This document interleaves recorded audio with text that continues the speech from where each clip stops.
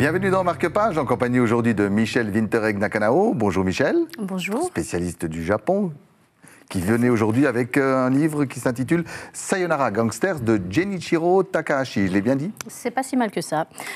Mais qui est-il alors, cet auteur? C'est un auteur japonais, comme vous avez pu le constater, qui a été comparé aux deux Murakami, Haruki et Ryu Murakami, parce qu'il fait partie de la relève des écrivains japonais.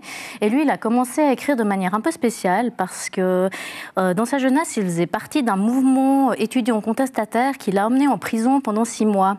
Et durant son séjour en prison, il a été atteint d'aphasie, donc une maladie du système nerveux qui donne des troubles du langage et de l'écriture. Et pour sa rééducation, à la sortie, les médecins lui ont conseillé de commencer à écrire. Et c'est comme ça qu'il est devenu romancier et à succès.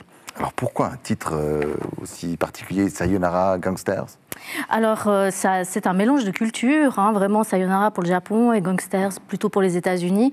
Et c'est parce que c'est un livre, on ne peut pas le placer dans le temps, dans l'espace. C'est un espèce de monde totalement global. On sent bien la culture japonaise, mais en même temps très imprégné des autres cultures. Et c'est un monde à la coupe de gangsters, mais surtout un monde où on n'a plus de prénoms. Les prénoms sont illégaux. Et entre amis, en famille, on se donne des surnoms et des noms.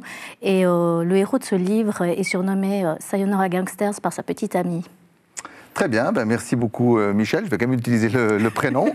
Sayonara Gangsters de Genichiro Takahashi, disponible chez votre libraire. Marque-Page, c'est terminé. Très bonne suite de programmes sur la télé.